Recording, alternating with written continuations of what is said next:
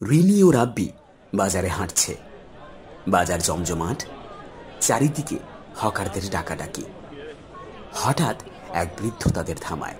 হে ছোট্ট মেয়ে, তুমি কি সত্যিকারের জাদুর সন্ধান পেতে চাও? জাদু? সত্যি? কিভাবে? কাল রাতে চাঁদের আলো যখন জঙ্গলের মাঝে পড়বে, তখন সেখানে যাবে। তোমার জন্য একটি উপহার অপেক্ষা করছে। রিনি ও রাব্বি অবাক হয়ে একে অপরের দিকে তাকায়, তারপর সম্মতি জানায়।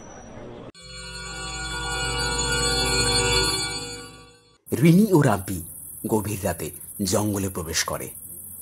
হঠাৎ তারা অদ্ভুত আওয়াজ শুনতে পায়। হঠাৎ একদল বুনো নেকড়ে তাদের ঘিরে ধরে। রিনি, এখন এখন কি হবে? আমাদের কিছু করতে হবে। ঠিক তখনই হাজির হয় প্রিন্স আরিয়ান। তলোয়ার বের করে নেকড়েগুলোকে ভয় দেখায় এবং একে একে তাদের তাড়িয়ে দেয়। ভয় পেও না, এখন তোমরা নিরাপদ। কিন্তু তোমরা এই গভীর জঙ্গলে কি করছো? রিনি ও রাব্বি তাদের পুরো গল্পটি বলে।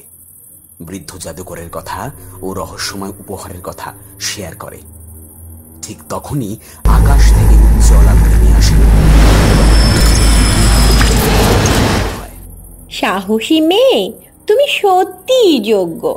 আমি তোমাকে একটি জাদুকরি হার দিতে চাই, যা শুধু সত্যিকারের সাহসী ও সৎ মানুষ ব্যবহার করতে পারে। ধন্যবাদ পরিলুমিনা, আমি এটি ভালো কাজের জন্য ব্যবহার করব। প্রাসাদের বিশাল সিংহাসনে বসে আছে রাজা গর্গন। তার চোখ রাগে জ্বলছে। সামনে কুঁচকে থাকা মুখে মন্ত্রী দাঁড়িয়ে আছে। কি বললে? এক সাধারণ মেয়ে জাদুর শক্তি পেয়েছে এবং সে আমার রাজ্যে বসে মানুষের উপকার করছে? মহারাজ, সে শুধু উপকারই করছে না, বরং প্রজারা এখন তাকে ভালোবাসতে শুরু করেছে। তারা বলে সে নাকি প্রকৃত রানীর মতো কাজ করছে। এই সামান্য মেয়ে কি আমার ক্ষমতাকে চ্যালেঞ্জ জানাচ্ছে? এটা আমি সহ্য করব না। ঠিক ঠিক তাই, ঠিক তাই মহারাজ। আপনাকে আপনাকে কিছু একটা করতেই হবে।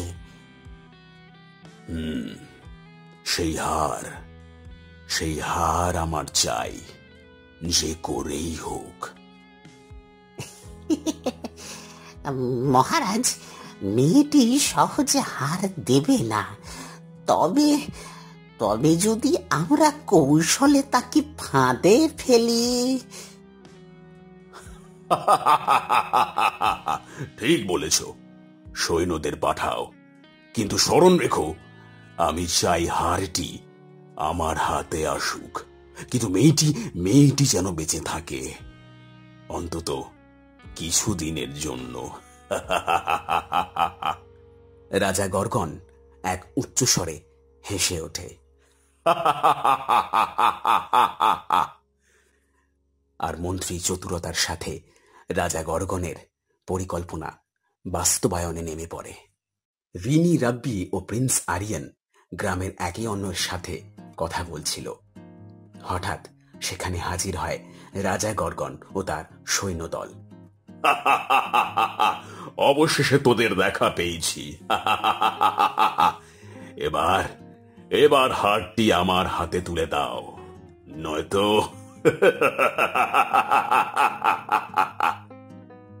রাজা ইশারা করলে সৈন্যরা প্রিন্স আরিয়ানকে ধরে ফেলে এবং তার হাতে শিকল পরিয়ে দেয়। না, ওকে ছেড়ে দাও। তাকে ছেড়ে দেব? কিন্তু কেন? তুমি কি জানো আমি কি করতে পারি? যদি এখনই হার না দাও, আমি এই যুবরাজকে এখানেই শেষ করে দেব। প্রিন্স আরিয়ান নির্ভীকভাবে রিনির দিকে তাকায়। রিনি, ভয় পেও না, সত্যের শক্তি অনেক বেশি। আমি জানি। শেষ সুযোগ দিচ্ছি, হার দাও, নয়তো এই যুবরাজের জীবন শেষ। রিনি নিরুপায় হয়ে পড়ে। ঠিক তখনই তার মনে পড়ে পরিলুমিনার কথা। সে দু চোখ বন্ধ করে গভীরভাবে পরীকে ডাকে। পরিলুমিনা, দয়া করে আমাদের সাহায্য করো। আকাশে ঝলমলে আলো ছড়িয়ে পড়ে। বাতাস প্রবল বেগে বইতে শুরু করে, যেন প্রকৃতিও রিনির ডাক শুনছে। মুহূর্তের মধ্যেই পরিলুমিনা আকাশ থেকে নেমে আসে এবং রাজা গর্গনের দিকে তাকিয়ে মুচকি হাসে। পরিলুমিনা তার জাদুর কাঠি তুলে ধরে। এক প্রবল আলো ছড়িয়ে পড়ে, যা রাজা গর্গনকে আচ্ছন্ন করে ফেলে। রাজা গর্গন চিৎকার করতে করতে ধীরে ধীরে অন্ধকারের গহ্বরে মিলিয়ে যায়, আর সৈন্যরাও আতঙ্কিত হয়ে পালিয়ে যায়। আমরা জিতেছি। তুমি শুধু সাহসী নও, তুমি দয়ালু ও মহান। তোমার মতো মানুষই প্রকৃত নেত্রী হতে পারে। পরিলুমিনা আকাশের দিকে উড়ে যায়, আর চারপাশে আলো ছড়িয়ে পড়ে।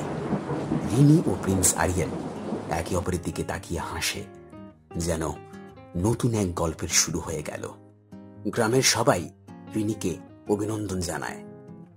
তুমি প্রমাণ করেছ যে সত্যিকারের সাহসী মানুষই প্রকৃত শক্তির অধিকারী। ঠিক তখনই এক অদ্ভুত বাতাস বইতে শুরু করে।